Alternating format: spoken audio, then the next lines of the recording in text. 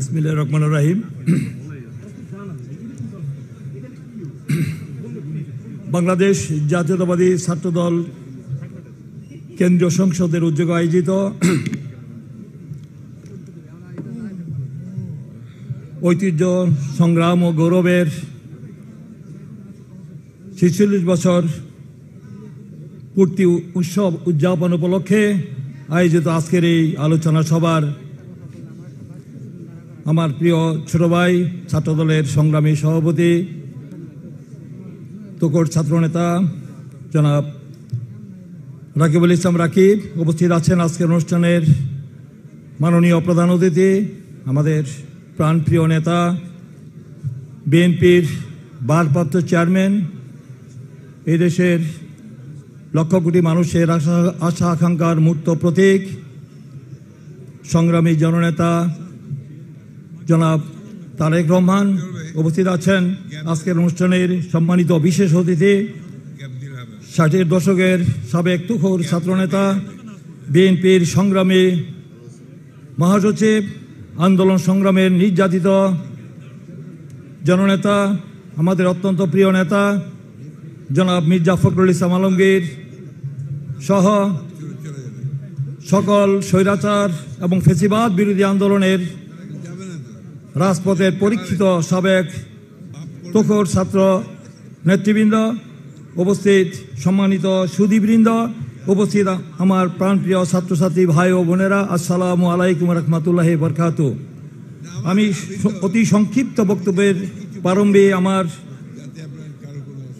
এই ছাত্রদলের প্রতিষ্ঠাতা, মহান স্বাধীনতার ঘোষক, বহুদলীয় গণতন্ত্রের প্রবক্তা, আধুনিক বাংলাদেশের রূপকার, সেক্টর কমান্ডার, জেট ফোর্সের অধিনায়ক, সর্বকালের সর্বশ্রেষ্ঠ মুক্তিযোদ্ধা শহীদ রাষ্ট্রপতি জিয়া রহমান বীর উত্তম, তার বিধি আত্মার প্রতি আমি গভীর শ্রদ্ধা নিবেদন করছি।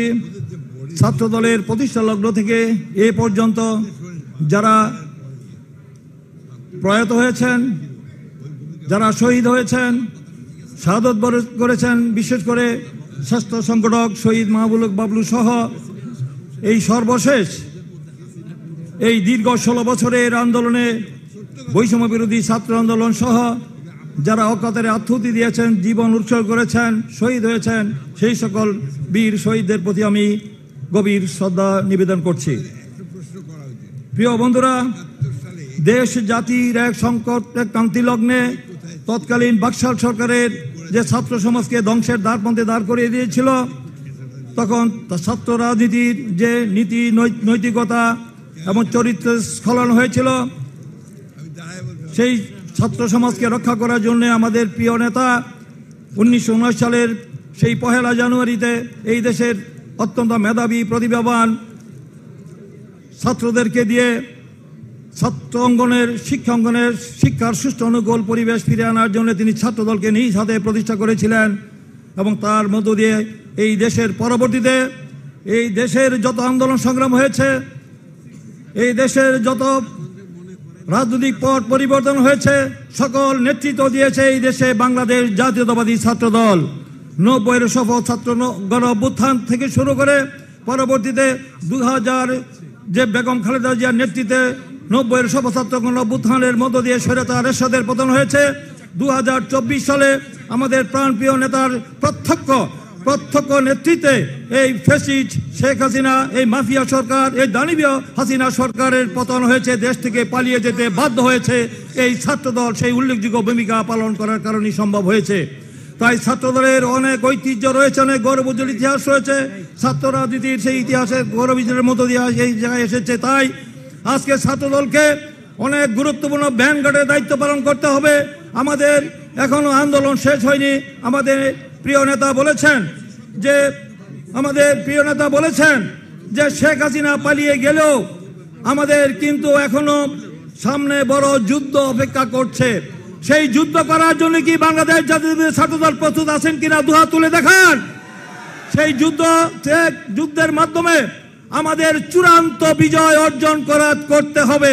সেই চূড়ান্ত বিজয় অর্জন করতে গিয়ে আমাদের রাজপথ থেকে ঘরে ফিরে যাওয়া যাবে না, যতক্ষণ পর্যন্ত না আমাদের বিজয় অর্জিত না হবে, দেশি বিদেশি অনেক চক্রান্ত ষড়যন্ত্র হচ্ছে, সেই ষড়যন্ত্রকে জাল ছিন্ন করে আমরা আমাদের অভিষ্ট লক্ষ্যে পৌঁছে যাব।